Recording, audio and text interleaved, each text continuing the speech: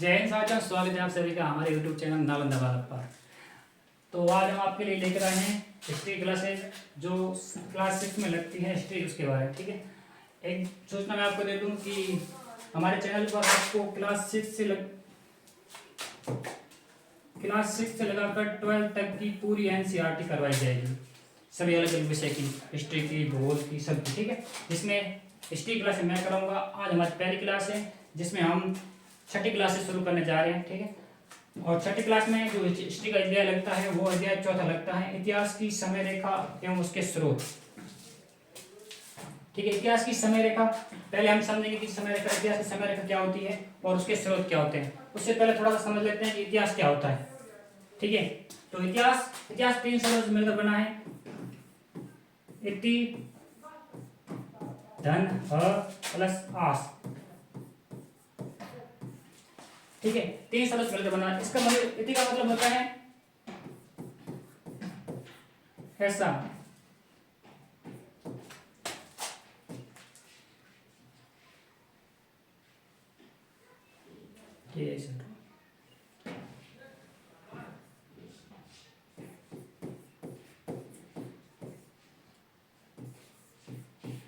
ऐसा ही, मतलब इति का मतलब ऐसा, ह का मतलब हुआ, ऐसा ही हुआ होगा। इतिहास इन तीनों शब्द से मिलकर बना है और इसका अर्थ होता है ऐसा ही हुआ होगा।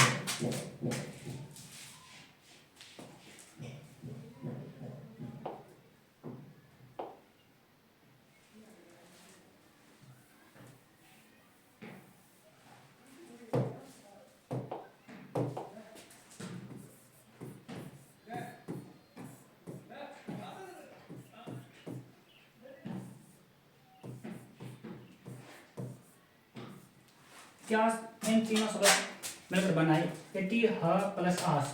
इति का मतलब होता है ऐसा, ह का मतलब होता है निश्चित ही,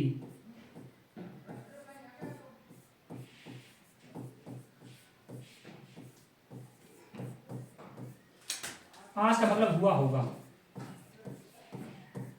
इतिहास का मतलब है ऐसा ही निश्चित हुआ होगा। अब इतिहास की समय रेखा, समय रेखा शब्द का मतलब है कि इतिहास की घटनाओं को क्रमवार करना, यानी क्रमबद्ध तरीके से व्यवस्थित करना। जैसे कौन सी घटना पहले हुई, कौन सी घटना बाद में, उन सभी को क्रमवाइज करना इतिहास की समय रेखा कहलाती है। ठीक है, और इतिहास के स्रोत, इतिहास के बारे में जानकारी देने वाले वस्तुओं को इतिहास के स्रोत कहते हैं। ठीक है, हम इस अध्याय को विस्तार से अध्ययन करेंगे।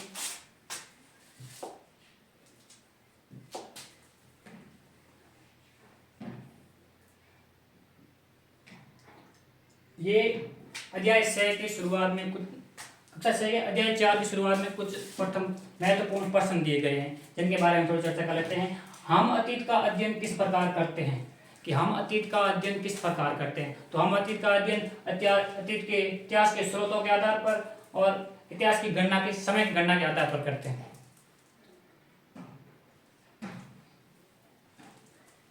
ठीक है, प्रश्न दिए गए हैं।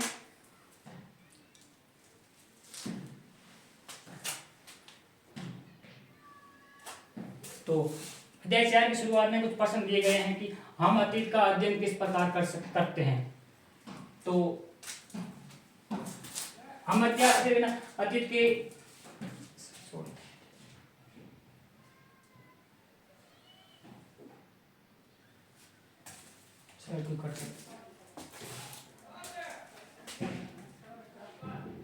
ठीक है, अब पढ़ते हैं कि पृथ्वी के इतिहास के अध्ययन करता, पृथ्वी का जो इतिहास है उसके अध्ययन कौन कौन करते हैं, कौन कौन लोग हैं जो पृथ्वी के इतिहास का अध्ययन करते हैं।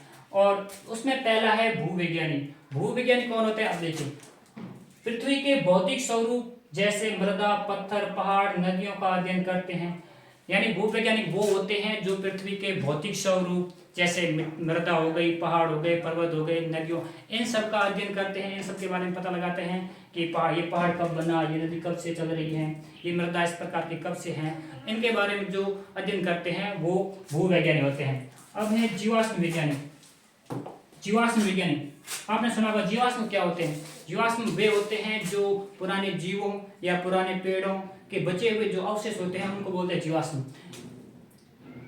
करोड़ों वर्षों पूर्व पेड़ों, पशुओं एवं मानव के जीवाश्म अवशेषों का अध्ययन करते हैं वो जीवाश्म विज्ञानी होते हैं। यानी जैसे आपने देखा होगा डायनासोर वगैरह हो गए या पुराने पेड़ तने जो जमीन के अंदर दब गए और उनके अवशेष बचे हुए हैं, वो उन सब का जो अध्ययन करते हैं वो जीवाश्म विज्ञानी होते हैं। ठीक है, अब अगला है मानव विज्ञानी। मानव विज्ञानी क्या होते हैं? मानव विज्ञानी वो होते हैं जो मानव संस्कृति और मानव सभ्यता या मानव समाज का अतीत से लेकर जब से मानव धरती पर रहने लगा वहां से लगाकर आज तक का अध्ययन करते हैं, वो मानव विज्ञानी होते हैं। जैसे मानव समाजों और संस्कृति का अतीत से लेकर वर्तमान तक अध्ययन करते हैं, वो मानव विज्ञानी होते हैं। अर्थात जो मानव कब से रह रहा है इस धरती पर तब से लगाकर आज तक जिन जिन मानव समाजों में क्या विकास हुए हैं उनके बारे में जो अध्ययन करता है वो मानव विज्ञानी होते हैं। ठीक है, अब है पुरातत्व विज्ञानी। पुरातत्व विज्ञानी कौन होते हैं? देखिए, उपकरण, मूर्तियां, खिलौने, हड्डियों जैसे अवशेषों का उत्खनन करके अतीत का अध्ययन करते हैं। पुरातत्व विज्ञानी वे वैज्ञानिक होते हैं जो पुराने तब जैसे सभ्यता वगैरह खोज करते हैं तो वहां से जो अवशेष मिलते हैं उनका अध्ययन करते हैं, वो पुरातत्व वैज्ञानिक होते हैं।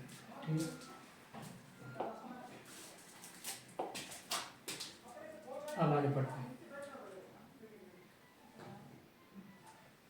पढ़ते हैं। हमने सबसे पहले देखा था कि हम जैसे समय की गणना हम किस प्रकार करते हैं कि इतिहास में समय गणना किस प्रकार होती है, कैसे, जैसे ईसा पूर्व क्या होता है, ईस्वी क्या होता है। ठीक है, तो इसका गणना कर ईसा पूर्व देखो विश्व भर में ग्रेगोरियन कैलेंडर उपयोग में होता है। ईसा मसीह के जन्म के बाद कैलेंडर का प्रारंभ। अभी जो विश्व भर में दुनिया भर में चल रहा है उस कैलेंडर का नाम है ग्रेगोरियन कैलेंडर, और ये कैलेंडर ईसा मसीह के जन्म के बाद से प्रारंभ हुआ। यानी कि इस कैलेंडर में ईसा मसीह के जन्म के बाद के वर्षों की गणना होती है। जैसे आप देखा होगा सामान्य संवत, इसको बोलते हैं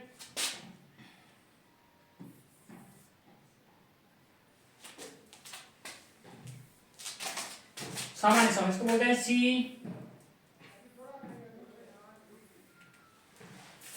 सामान्य। अब देखो समय की घटना, सामान्य संवत विश्व भर में ग्रेगोरियन कैलेंडर का उपयोग ईसा मसीह के जन्म के बाद से प्रारंभ हो गया। जो विश्व भर में अभी जो कैलेंडर चल रहा है वो ग्रेगोरियन कैलेंडर है और वो ईसा मसीह के जन्म के बाद के वर्षों की गणना करता है। ठीक है, अब है सामान्य संवत, ईसा के जन्म के बाद, इसे बोलते हैं ईस्वी सन। ईसा के जन्म के बाद के वर्षों को ईस्वी बोला जाता है, और ईसा मसीह के जन्म से जो पहले के वर्ष है उसको ईसा पूर्व बोला जाता है। ठीक है, सामान्य संवत पूर्व, ईसा के जन्म से पूर्व के वर्ष, ये उल्टे क्रम में चलते हैं। जैसे ईसा मसीह, उदाहरण के लिए भारत 1947 में स्वतंत्र हुआ। गौतम बुद्ध का जन्म 559 ईसा पूर्व हुआ। गौतम बुद्ध का जन्म 560 ईसा पूर्व हुआ। इसका मतलब ये है कि ये 2000 साल ये हो गए और 560 साल पहले, यानी ये उल्टा चलेगा, ये ऐसे उल्टा चलता जाएगा इसके बाद में।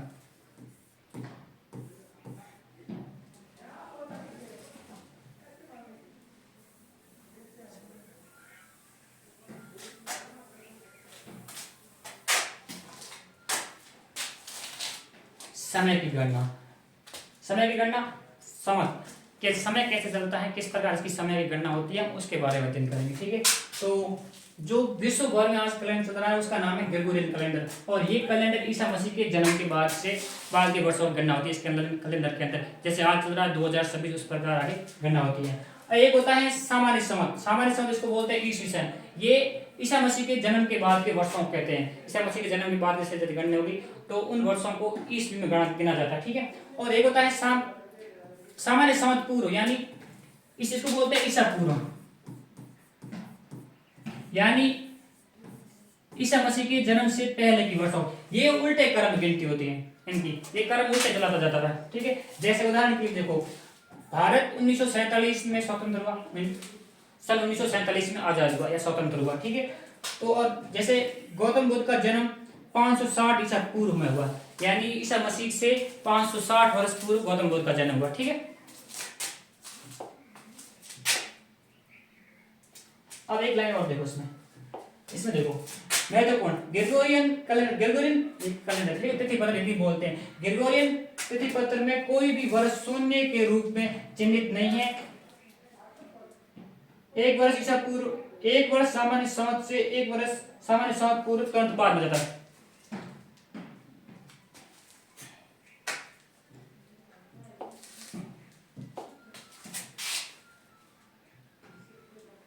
अगला है कुछ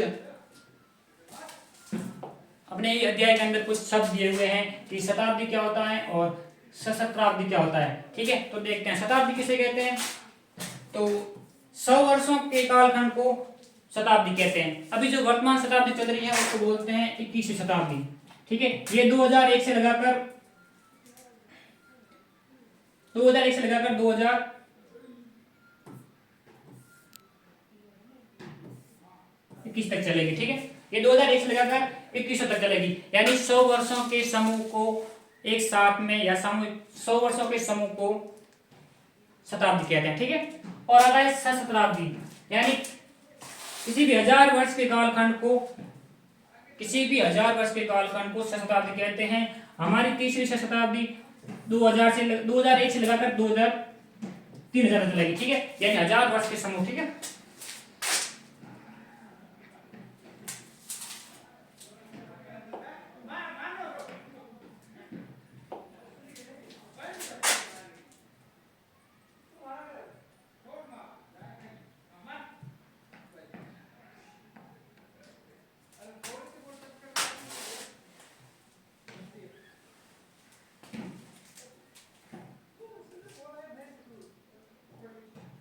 आप देखो इतिहास के स्रोत, इतिहास के प्रमुख स्रोत, मतलब इतिहास के स्रोत वे स्रोत हैं जिनसे हमें इतिहास के बारे में जानकारी, इतिहास के स्रोत वे स्रोत जिनसे हमें इतिहास के बारे में जानकारी मिलती है वो इतिहास के स्रोत कहलाते हैं। तो साहित्यिक स्रोत के अंतर्गत पांडुलिपियां, वेद, कविता, नाटक, यात्रा वृत्तांत, ऐतिहासिक लेख, ये सब जो होते हैं ये सब साहित्यिक।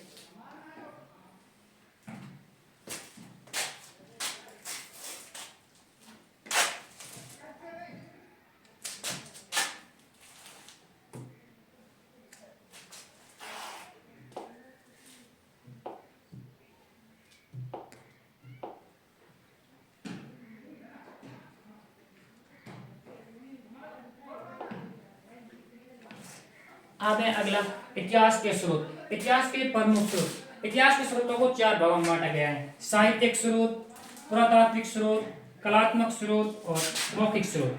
अब इतिहास के साहित्यिक स्रोत जो हमें लिखित रूप में मिले हुए हैं। ठीक है, तो इतिहास में इसमें पांडुलिपियां हो गई, वेद हो गए, कविता, नाटक, यात्रा वृत्तांत और ऐतिहासिक लेख, इन सब से हमें इतिहास के बारे में जानकारी मिलती है। तो ये इतिहास के साहित्यिक स्रोत हैं। और एक पुरातात्विक स्रोत वे होते हैं जो हमें खनन द्वारा, हमें सभ्यता द्वारा वहां से प्राप्त होते हैं। तो वहां पे उपकरण हो गया, हथियार, मूर्तियां, आभूषण, मृदभांड, खिलौने, निवास स्थान, समाधान। ठीक है, तो ये सब होते हैं पुरातात्विक स्रोत जो हमें खुदाई में मिलते हैं, जिनसे हमें इतिहास के बारे में पता लगा सकते हैं। ठीक है, मौखिक स्रोत लोक साहित्य, वंशावलियां, मौखिक परंपराएं।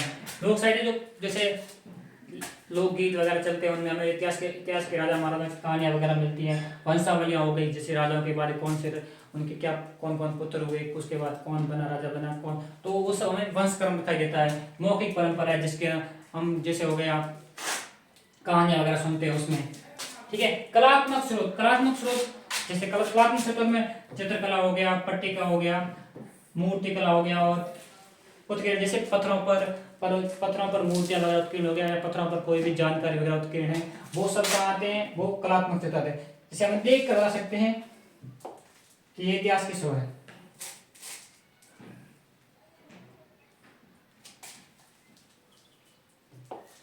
अब देखो इतिहासकार के क्या कार्य, जो इतिहास लिखता है उसके क्या क्या काम होते हैं, इतिहास कौन लिखता है या इतिहासकार लिखने वाले उनके क्या क्या कार्य होते हैं, उनके बारे में। तो इतिहासकार का कार्य, इतिहासकार विभिन्न स्रोतों से जानकारी एकत्रित करते हैं। कभी कभी ये स्रोत एक दूसरे की पुष्टि करते हैं, कभी विपरीत सूचना भी देते हैं। ठीक है, इतिहासकार होते हैं वो इतिहास के स्रोतों से इतिहास की जानकारी एकत्रित करते हैं, अलग अलग स्रोतों को मिलान करते हैं। कभी कभार वो जानकारी होती है वो मैच कर जाती है दोनों की, और कभी कभार वो विपरीत जानकारी दे देते हैं। ठीक है, इतिहास के पुनर्निर्माण में योगदान इतिहासकार होता है। अब देखो इतिहासकार क्या करता है, इतिहासकार इतिहास के स्रोतों को एकत्रित करता है और उनसे जानकारी इकट्ठा करते हैं और इतिहास का पुनर्निर्माण करता है, यानी इतिहास को दोबारा लिखने की कोशिश करता है कि ऐसा ही हुआ होगा। ठीक है, तो इतिहासकार, इतिहास लिखने वाला इतिहासकार, पुरातत्व वैज्ञानिक, ये सब वो लोग हैं जो हमने पहले पढ़ लिए हैं और ये इतिहास के बारे में जानकारी देते हैं। ठीक है, खगोल शास्त्री, मानव वैज्ञानिक, साहित्य और भाषा विशेषज्ञ जो भाषा के बारे में जानकारी देते हैं, जैसे कि भाषा इस प्रकार, जो भाषा का ये रूप है ये किस प्रकार विकसित हुआ, ये भाषा कहाँ से किस प्रकार आई है, इसके बारे में।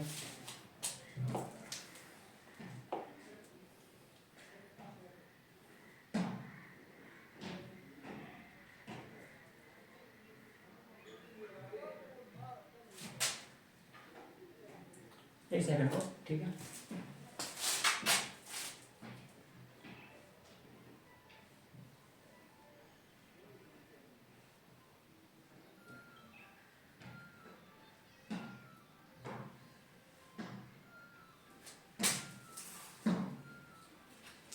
अरे मानव इतिहास का प्रारंभ, कि मानव इतिहास का प्रारंभ कैसे हुआ, यानी आदि मानव कैसे खेती बहन लगे, वो क्या करते थे, किस प्रकार अपना जीवन व्यापित करते थे, उनके बारे में। ठीक है, तो हम हुए मानव